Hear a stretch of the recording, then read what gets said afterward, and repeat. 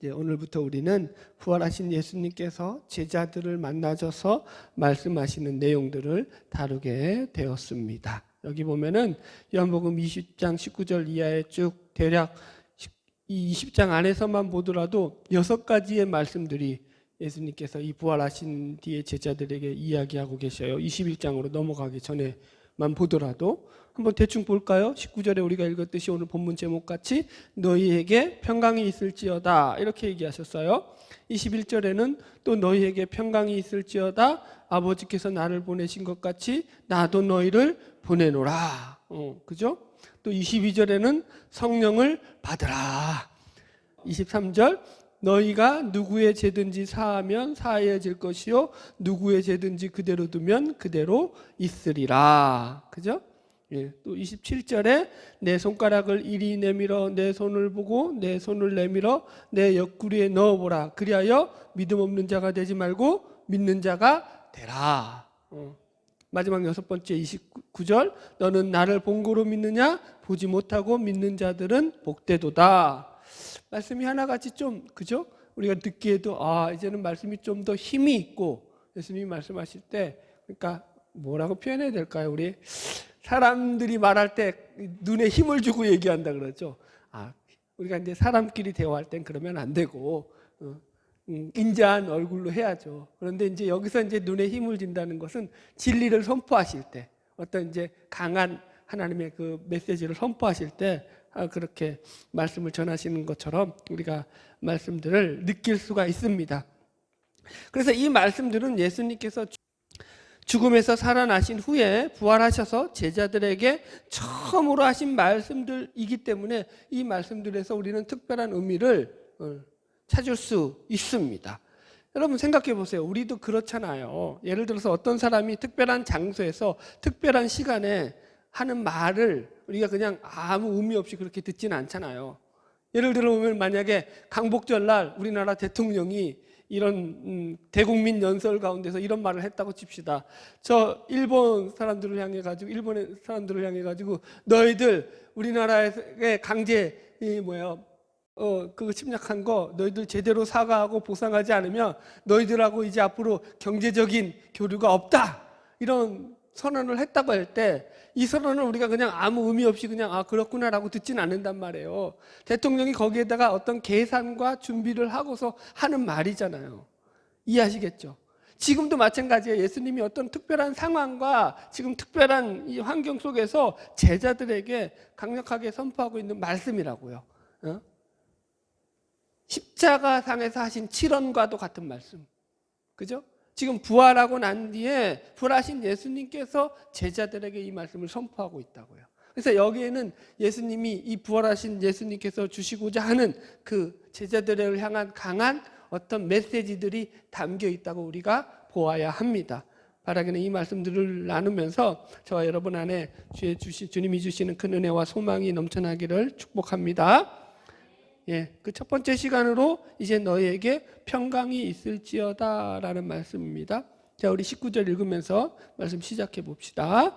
이날 곧 안식 후 첫날 저녁 때에 제자들이 유대인들을 두려워하여 모인 곳에 문들을 닫았더니 예수께서 오사 가운데 서서 이르시되 너희에게 평강이 있을지어다 이렇게 말씀하십니다. 이 평안과 위로의 말씀이죠. 사실 이 지금 상황은 본문의 상황은 참 녹록지 않는 상황입니다. 그죠? 여러분들? 그런데 예수님이 이렇게 말씀하심으로 말미암아서 제자들이 사실은 큰 기쁨을 얻게 되죠. 여기 20절 보면은 이 말씀을 하시고 손과 옆구리를 보이시니 제자들이 주를 보고 기뻐하더라. 이렇게 말씀하고 있습니다. 여러분들. 지금 본문의 상황은 예수님이 십자가에 달려 돌아가시고 난 뒤에 제자들이 뿔뿔이 흩어져 있는 상황입니다. 그래서 다른 복음서를 보면은 이때 다른 제자들 중 둘은 엠마오 자기 고향으로 돌아가고 있는 중이었다라고도 나옵니다. 그러니까 겉으로 보면은 이 예수 공동체가 어느 정도 예수님이 죽고 난 뒤에 와해되어 가고 있는 그런 지경에 있었던 때라는 거예요. 그때 이런 상황에서 예수님께서 부활하셔서 제자들에게 나타나셔서 처음으로 하신 말씀이 바로 너희에게 평강이 있을지어다 라는 이 인사를 하시고 계시다라는 거예요. 자, 보세요. 이 말이 지금 이 오늘 본문부터 해가지고 20장 안에 3번이나 연속해서 나와요. 우리 19절에도 나오지만 21절에도 바로 그 뒤이어서 예수께서 또 이르시되 너희에게 평강이 있을지어다. 금방 바로 앞에 평강이 있을지어다 했어요, 안 했어요? 했죠. 그런데 지금 바로 또 한단 말이에요. 바로 예수님이. 이해하시겠죠? 자, 그리고 여드레를 지나서 또 도마에게 나타나셨을 때도 26절에 보면은 제자들에게 또 하시는 말씀이 너희에게 평강이 있을지어다 이렇게 인사를 하신다고요, 여러분들. 그러니까 3번씩이나 똑같은 말이 이 본문에서 반복하고 있다라는 것은 주님이 제자들에게 주기를 원하셨던 가장 첫 번째 마음이 바로 이 평강이다라고 우리는 해석을 해야 한다라는 거죠. 예. 그래서 여기서 우리는 주님이 말씀하시는 이 평강, 왜 주님께서 이 제자들에게 평강의 인사를 계속 나누고 있으시냐라는 질문을 당연히 던져 보아야 됩니다. 먼저 평강이 뭐냐 이런 걸 풀어야겠죠. 평강. 여러분들 다 아시겠지만 히브리어로는 샬롬이고요, 그죠? 헬라어로는 에이레네예요. 하도 많이 들어서 여러분들. 그래서 우리식으로 말하자면은 안녕하세요라는 그런 이제 히브리식 인사법이라고 생각하시면 돼요. 그러나 지금 본문에서는 단순한 이런 인사의 차원을 넘어서 훨씬 더 강력한 의미를 가지고 있다라고 우리가 보아야 됩니다. 일단 이 평강의 인사는요, 언제나 우리가 우리 주 예수 그리스도로 말미암아 하나님과 화평한 관계로부터 주어지는 평강입니다.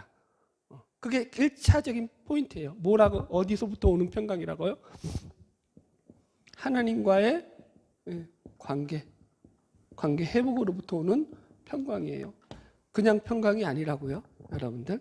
그래서 성경에서 말하는 평강은 그냥 세상적으로 큰 사고나 문제 없이 화목하거나 화평한 그런 관계를 가지고 사는 것을 의미하는 것도 아니고, 또 어떤 사회나 나라의 공공 질서라든가 안녕을 지키기 위해서 이루는 평강도 아니다라는 거예요. 이 평강의 핵심은 하나님과의 평강이고 화목입니다. 하나님과 화목하다, 하나님과 평안하다, 하나님과 평강하다, 하나님과 마음이 통한다. 그래서 하나님 앞에서 그 마음에 거리낌이 없다라는 거예요. 그게 평강이라고요, 여러분들.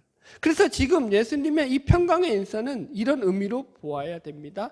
예수님께서 왜 제자들에게 계속 평강이 있을지어다, 평강이 있을지어다 이렇게 인사하고 있느냐 하면은, 이 인사는 예수님의 십자가와 부활로 말미암아 이루어 놓으신 이전에 어떤 관계와는 전혀 다른 관계를 이제 제자들에게 선포하시는 그런 차원에서 하시는 인사라고요.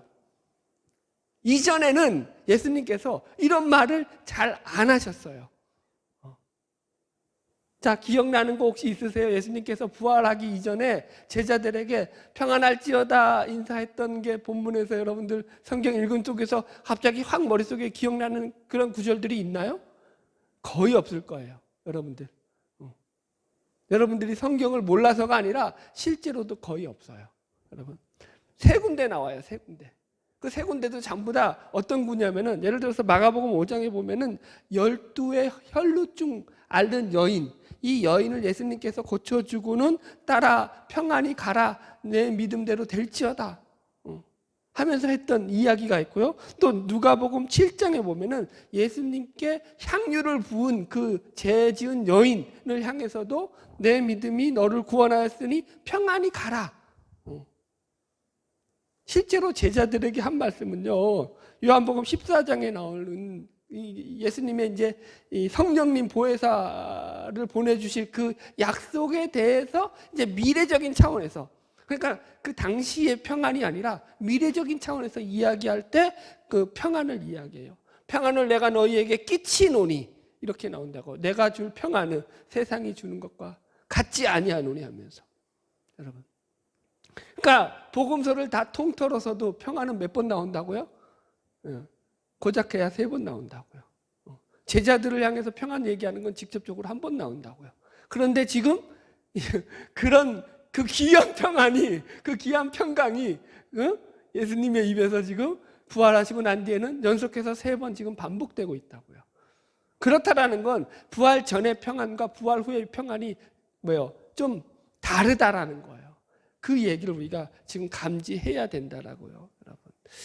자, 그래서 저는 이 평안을 어떻게 정의를 하였냐면은 예수 그리스도의 십자가와 부활로 말미암은 승리의 전리품이다. 너무 멋진 정의라서 써줘야지. 예수 그리스도의 십자가와 부활로 말미암은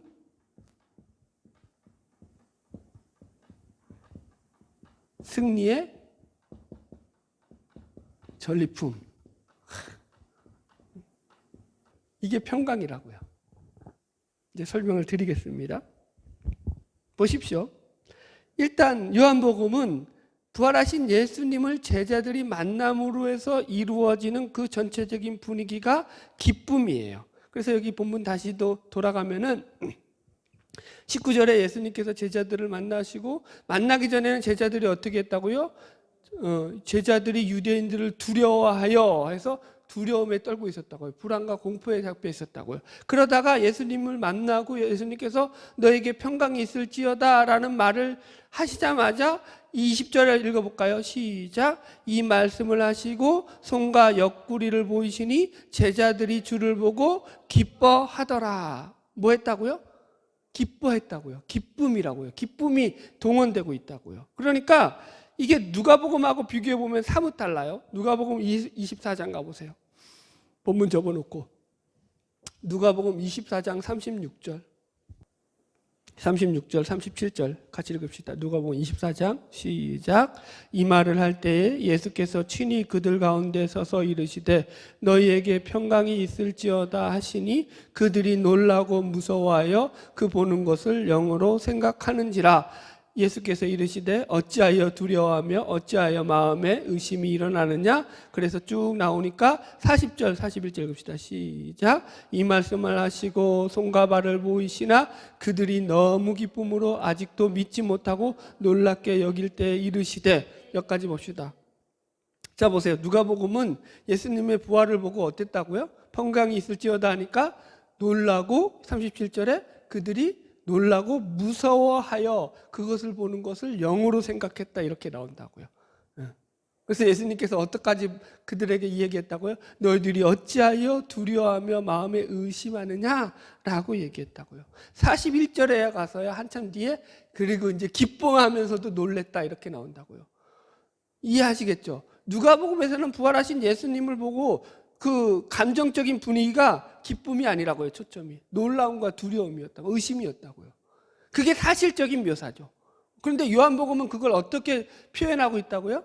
기쁨으로 표현하고 있다고요, 여러분들. 그러니까 요한복음에는 이 제자들이 가졌던 불안한 감정이나 이런 의심들은 나타내지 않고 그 부활하신 예수님을 만난 기쁨을 더 강조하고 있더라는 거죠. 그런데 그 강조하는 것을 뭐와 묶어서 하나로 묶어서 강조하냐면은 예수님께서 말씀하신 너희에게 평강이 있을지어다 라는 말과 묶어서 지금 이 기쁨을 강조하고 있다라는 거예요, 여러분들. 예. 그러니까 이런 거예요, 여러분들. 물론 부활하신 예수님을 만났기 때문에 제자들이 기쁜 거예요, 감정적으로. 그죠? 부활하신 예수님이 부활하셨으니까. 그런데 요한은, 사도 요한은 그 기쁨을 갖다가 예수님이 부활하셔도 기쁘지만 예수님이 하신 그 말씀, 너희에게 평강이 있을지어다 라는 이 말씀을 하나로 묶어서 뭘로? 신자들의 기쁨으로 이야기하더라고요.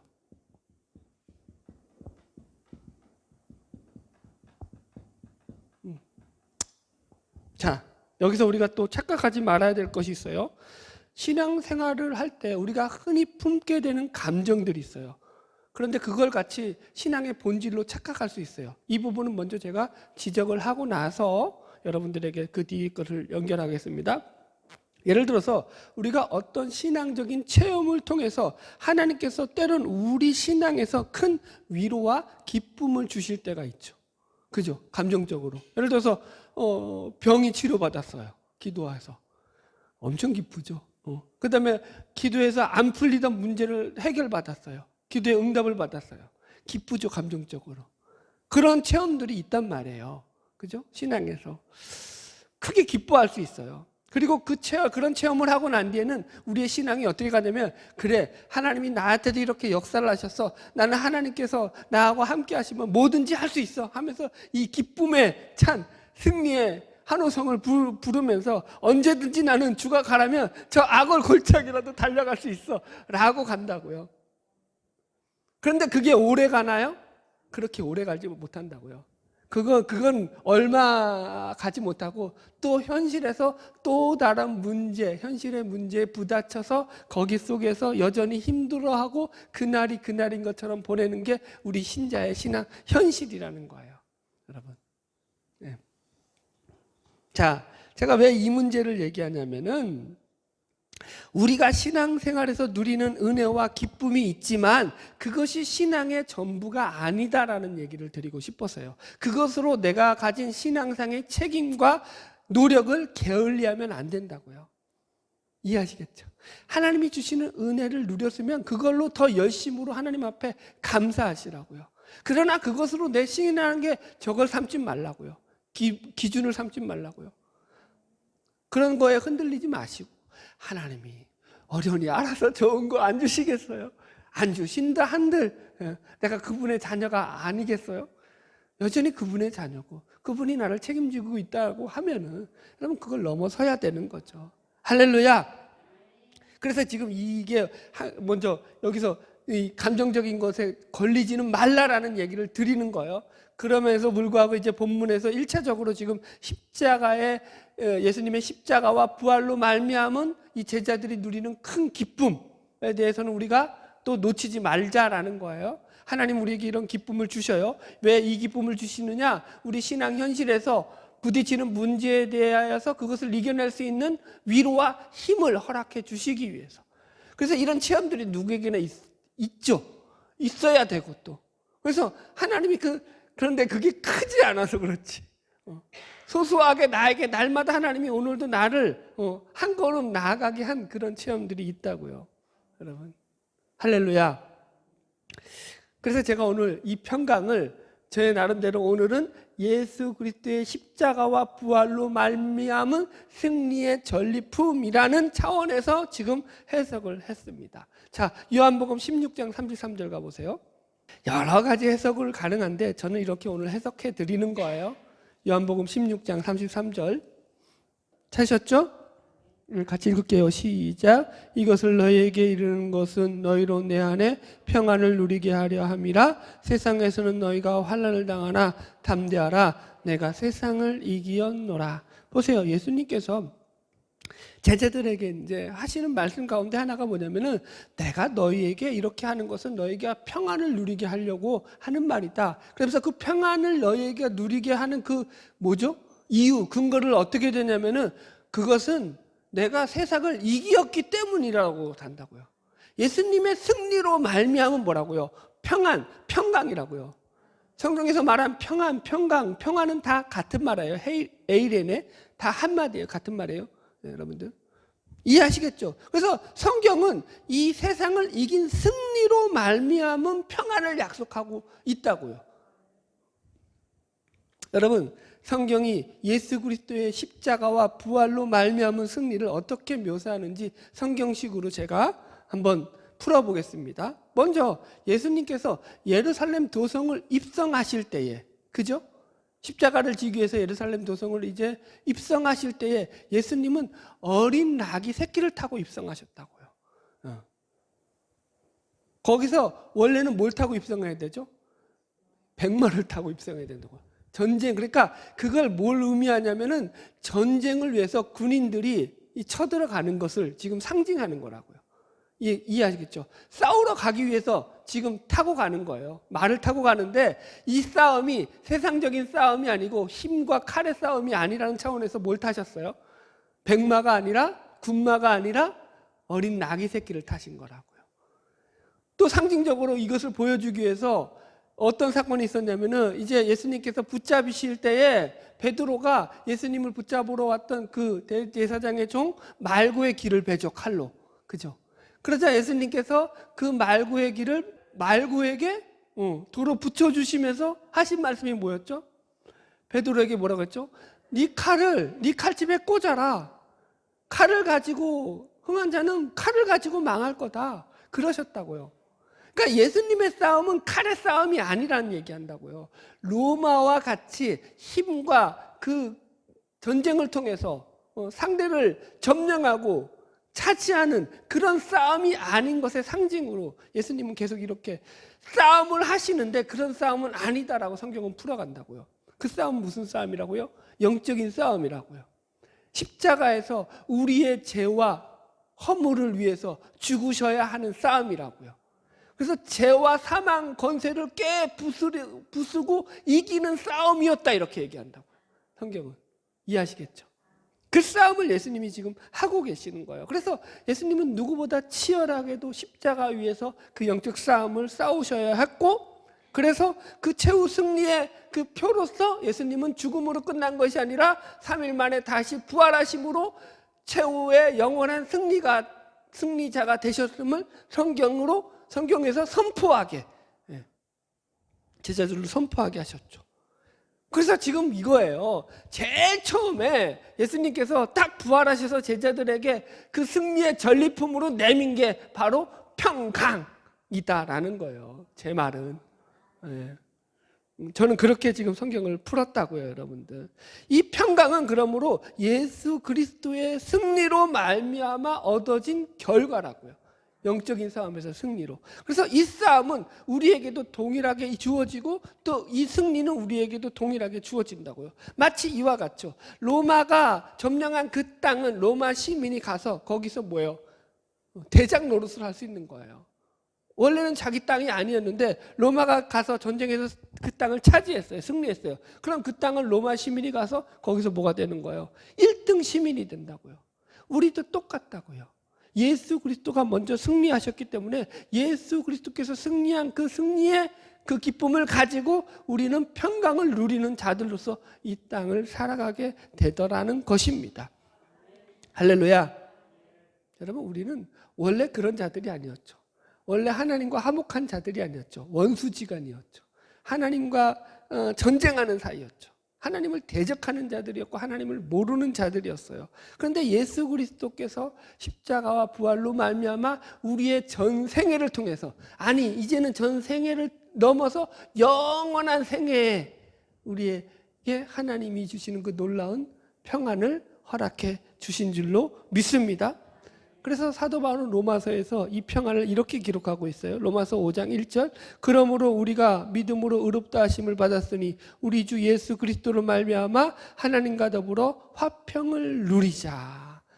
예수 그리스도의 승리로 말미암아 우리는 하나님과 더불어 화평을 누리는 자가 되었다라는 것입니다. 믿으시기 바랍니다. 할렐루야. 이제 이걸 적용 해봐야죠. 적용. 제가 가끔 신자들 가운데서 이런 분들이 계셔요. 교회를 오래 다녔지만 아직 자기 안에는 하나님이 주시는 평강이 없다. 그러면서 그 평강이 뭔지 모르겠다. 계속 현실 속에서 안 좋은 일이 일어나고 현실은 불안하기만 한데 어떻게 평안을 가질 수 있느냐라는 질문을 하시는 분들이 계십니다. 제가 말씀을 준비하면서도 어떤 인터넷에 자기 안타까움에 사연을 올리는 그런 어떤 신자의 글을 보았는데 그 글이 그런 거예요. 자기는 교회 다닌 지 2년 되는데 이제 병이 걸려서 아파가지고 교회 나오게 됐는데 여전히 2년 동안 교회를 다녀도 자기의 그 아픈 지병은 낫지 않고 병은 더 악화되는 것 같고 자기를 더 괴롭히기만 하는데 자기에게 주어진 현실은 너무 암담하고 암울하기만 한데 어떻게 평안할 수 있느냐라는 질문을 그렇게 올려놨어요. 여러분, 왜 이런 문제가 발생하냐면 평강을 우리에게 주어진 우리의 환경과 조건에서 찾기 때문에 생겨나는 문제라는 거예요. 본질적으로. 무조건 평강, 평안, 은혜, 이건 전부 다 뭘로 보아야 된다고요? 하나님과의 관계로 보아야 된다고요. 하나님과의 관계 속에서 이루어지는 일이에요. 세상적인 조건에서 이루어지는 일이 아니라는 거예요. 하나님과 사람의 관계를 가장 잘 표현하는 게 부모와 자식 간의 관계죠. 그죠? 자, 그런데 보세요. 만약에 자식이 부모를 만났는데도 평안이 없어요. 가족 관계로 한번 해볼까요? 남편이 아내가 남편을 보는데 평안이 없어요. 부모가 자식을 보는데 평안이 없어요. 그럼 그게 어떤 문제일까요? 여러분? 그 관계에 문제가 생긴 거죠. 트러블이 생긴 거죠. 그렇게 봐야죠. 이해하시겠죠? 부모와 자식 간에 만약에 평안이 없다라는 것은요, 자식의 입장으로 볼 때는 그 부모를 잘못 보거나, 그죠? 부모와의 관계를 잘못 알고 있거나, 그죠? 그랬을 때 여러분 평안이 없을 수 있죠. 부모의 입장에서는 자식과 볼 때 평안이 없다. 이 자식이 내 자식이 아닌가벼? 할 때 평안이 없죠. 이해 가셔요? 내 자식이면 어떻게 되죠? 여러분? 일단 아무리 사고 뭉치라도 내 새끼인 거야. 내 속이 끓는 한이 있지, 속이 끓는 거지 평안이 없는 건 아니라고요. 여러분. 관계가 깨질 때는 그런데 그런 게 깨진다고요. 예를 들어서 부부간에 이 남자가 바람 피고 왔는데 아내를 보고도 평안하다. 그건 사기꾼이죠. 부부가 아니죠. 여자도 마찬가지요. 바람 피고 와가지고는 남자를 보고 평안하다. 그건 부부가 아닌 거예요. 일단 관계가 아닌 거예요. 그러니까 관계로부터 오는 평안이라고요. 하나님이 내 아버지면 평안은 깨져요, 안 깨져요? 안 깨져요. 근데 하나님이 내 아버지가 아닌가 보다 의심하면 이 평안은 여지없이 깨진다고요. 그거라고요, 그 부분, 여러분. 자, 확인할게요. 이사야서 48장 가보겠습니다. 이사야서 48장. 이제 이 부분은 이사야서의 4가지 메시지 중에서 4번째에 해당하는 메시지. 하나님께서 이스라엘 백성을 회복하시고 다시 이스라엘 백성을 살리실 것에 대한 구원의 약속과 회복에 관한 말씀이에요. 이사야서 48장 17절부터 이제 보겠습니다. 같이 읽어봅시다. 시작. 너희의 구속자시오 이스라엘의 거룩하신 이이신 여호와께서 이르시되 나는 내게 유익하도록 가르치고 너를 마땅히 행할 길로 인도하는 내 하나님 여호와로다. 보세요. 하나님이 그들을 인도하고 가르치시는 구원자라고 하셔요. 그러면서 18절 시작. 내가 나의 명령에 주의하였더라면 내 평강이 강과 같았겠고 내 공의가 바다 물결 같았을 것이라. 보세요. 하나님과 관계가 온전히 돼서 하나님이 그들의 구원자가 되시면 네가 그래서 하나님의 말씀을 듣고 살면 너의 평강이 강 같다라는 거예요. 평강이 없어지지 않는다니까요. 공의가 바다 같다라니까요. 하나님이 약속하고 책임져 주신다니까요. 자, 그러나 이제 20절부터 이하로 내려갑시다. 시작. 너희는 바벨론에서 나와서 갈대아인을 피하고 즐거운 소리로 이를 알게 하여 들려주며 땅끝까지 반포하여 이르기를 여호와께서 그의 종 야곱을 구속하셨다 하라. 여호와께서 그들을 사막으로 통과하게 하시던 때에 그들이 목마르지 아니하게 하시되 그들을 위하여 바위에서 물이 흘러나게 하시며 바위를 쪼개사 물이 솟아나게 하셨느니라. 여호와께서 말씀하시되 악인에게는 평강이 없다 하셨느니라. 아멘. 정확하게 보면 그러나 여호와께서 말씀하신다. 악인에게는 평강이 없다 하셨느니라. 그 앞에 구절과 대비된다고요. 그 앞에 구절은 하나님께서 니들이 지금 바벨론에 망해서 이거 포로로 되어 있을지라도 내가 너희들에게 구원을 베풀고 내가 너희들에게 은혜를 베풀면 너희들에게는 평강이 강같이 넘칠 것이고 공의가 하수같이 넘칠 거야. 그 약속을 하고 계시다고요. 그죠? 내가 너희들을 책임지기 때문이야. 그러나 반면에 악인에게는, 여기서 악인은 뭐 전체적인 주석을 해드려야 되지만 시간이 없으니까 그냥 간단히 설명하면은 이거예요. 애굽으로부터 나오지 않는 자들, 바벨론으로부터 나오지 않는 자들.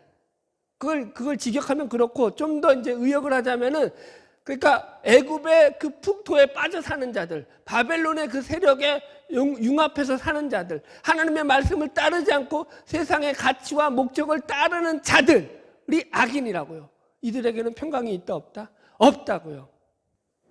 정리되세요? 이게 여러분 이거예요. 하나님을 알면서도 여전히 세상 속에 들어가서 사는 자들에게는 평강이 없다고요. 교회 나온다고 평강하다?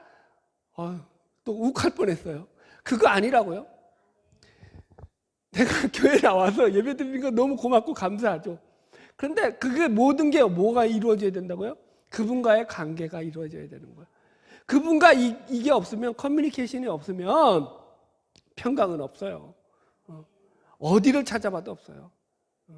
그러나 내가 아무리 사망의 음침한 골짜기를 다닐지라도 그분이 나를 지켜주신 것을 확신하고 신뢰하고 그분과 온전한 관계를 맺고 살아간다면 평강은 강같이 흘러넘칠 줄로 믿습니다.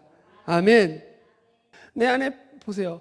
절대 이게 어디로 연결되냐면 다시 본문 보세요. 다음 주에 할 거지만 다시 본문을 확인해 보세요. 21절.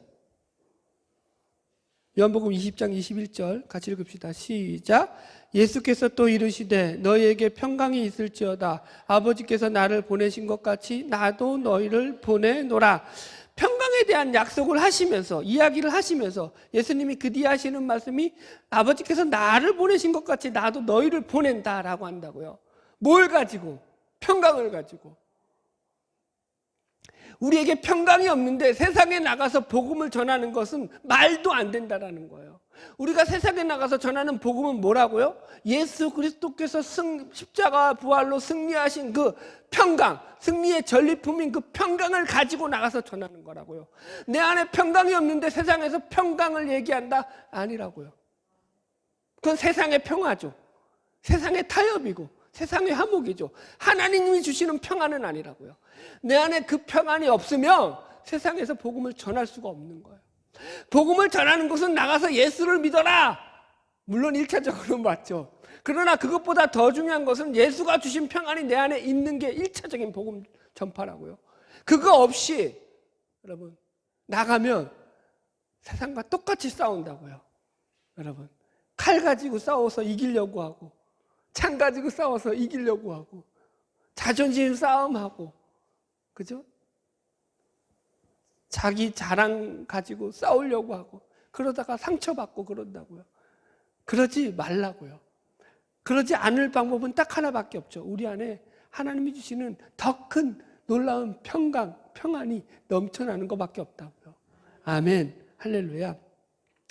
자, 유명한 스펄전 목사님의 설교 가운데 나오는 내용입니다.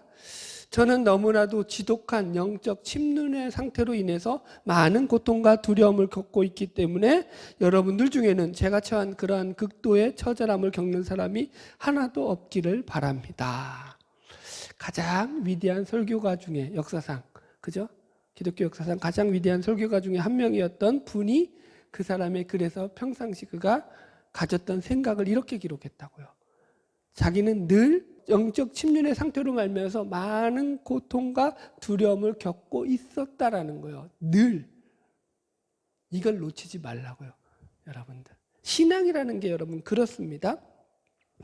신앙이라는 것이 내가 이만큼 헌신했으니까, 내가 이만큼 봉사했으니까, 내가 이만큼 희생했으니까, 열심히 냈으니까 라는 것으로 인해서 만족스럽고 여유스러운 감정을 갖기보다는 늘 부족하고 실력이 없는데도 불구하고 하나님께서 붙잡아 주심으로 인해서 겨우 여기까지 올 수 있었다 라는 것을 스스로 고백하게 만들며 또 때로는 노력하여도 변하지 않는 환경으로 말미암아 생겨난 무력감, 좌절감 앞에서 다시금 그 시선을 하나님 앞에 고정시키게 만들고 주님을 바라보게 만들고 십자가를 붙들게 만드는 것이 신앙이다라는 거죠.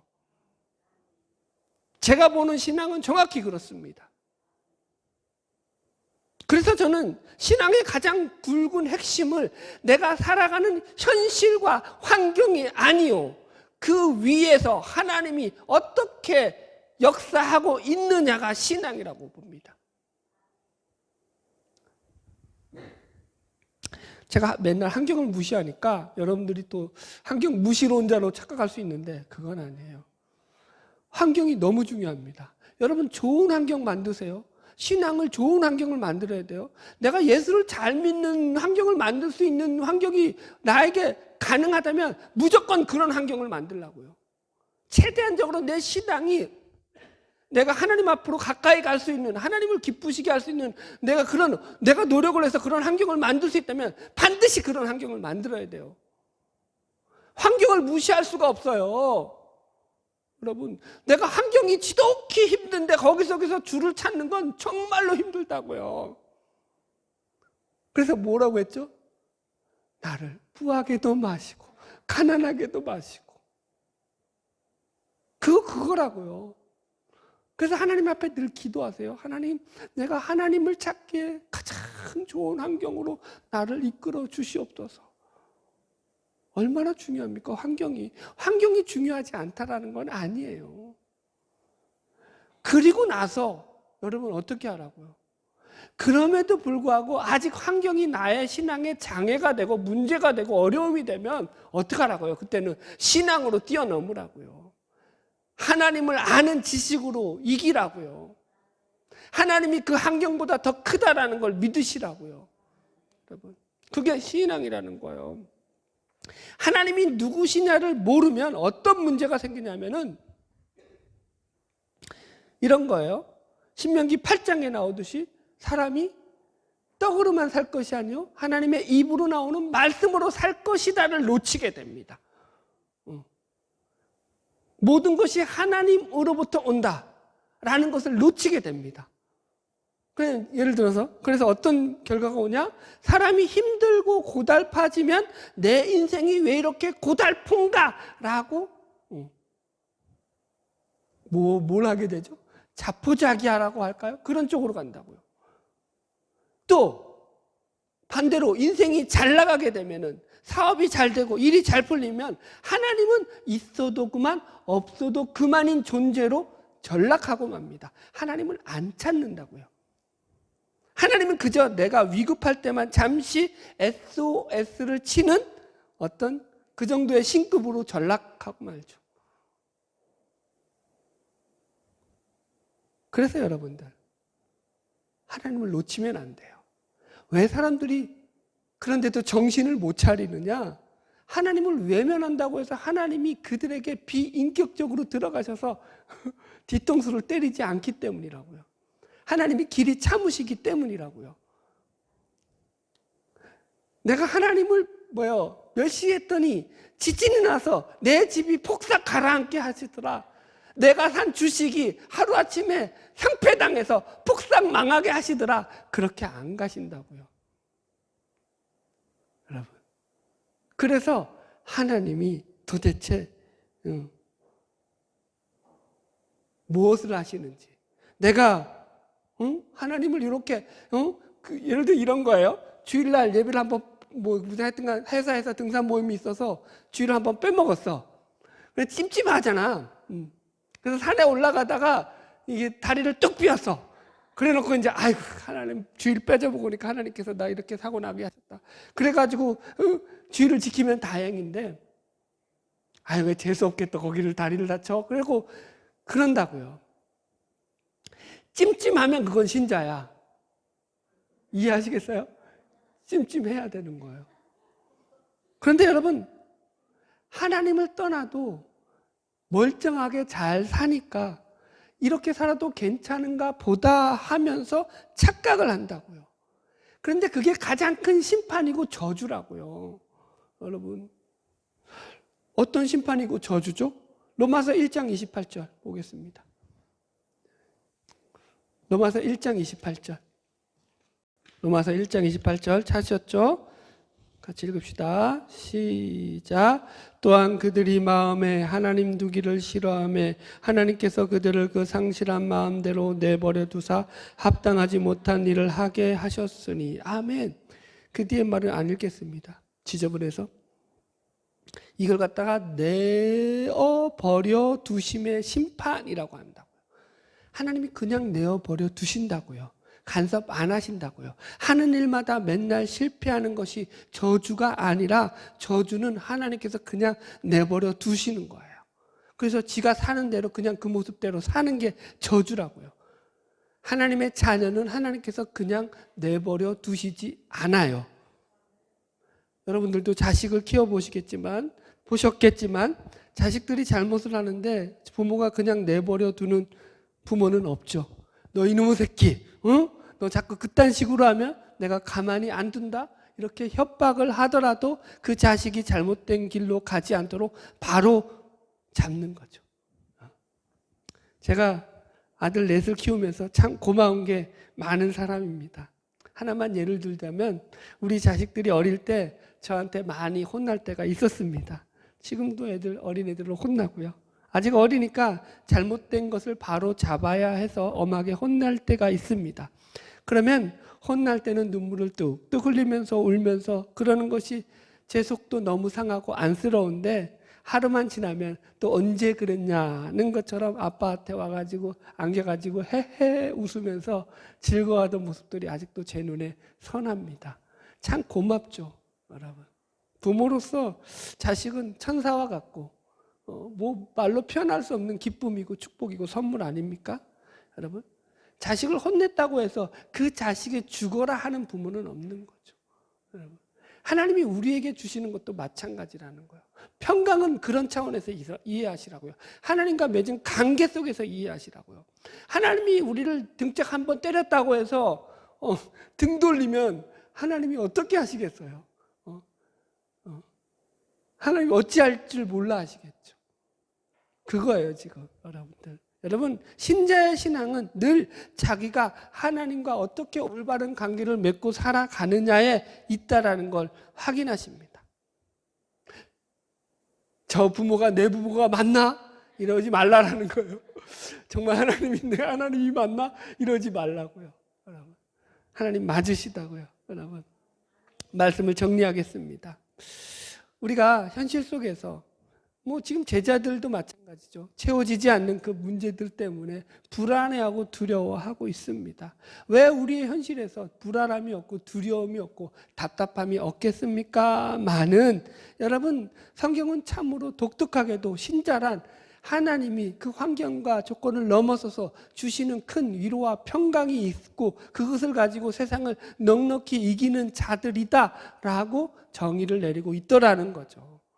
이 정의가 저와 여러분에게도 함께 적용되기를 주의 이름으로 축원합니다. 여러분, 제자들이 지금 두려워하고 있을 때 예수님께서 나타나가지고 참 니들 내 말 안 듣더니 참 꼴 좋다. 이 꼴이 뭐냐. 그래, 내가 그렇게 얘기했는데 내 말 안 듣고 그렇게 뺀질대고 니들 마음대로 믿더니 결국 이렇게 됐지? 쌤통이다 이놈들아 라고 안 하셨다고요. 너희들에게 평강이 있을지어다 라고 하십니다. 그러면서 그들을 불안과 두려움에서 위로하시고 기쁨을 허락해 주시는 것입니다. 이건 제자들만이 아니라 예수님을 믿는 모든 신자들에게 주시는 약속인 것입니다. 할렐루야. 바라기는 날마다 주님 안에서 주님께서 허락하신 이 기쁨과 참 평안을 누리며 살아가는 저와 여러분 되기를 주님의 이름으로 축원합니다. 기도하겠습니다.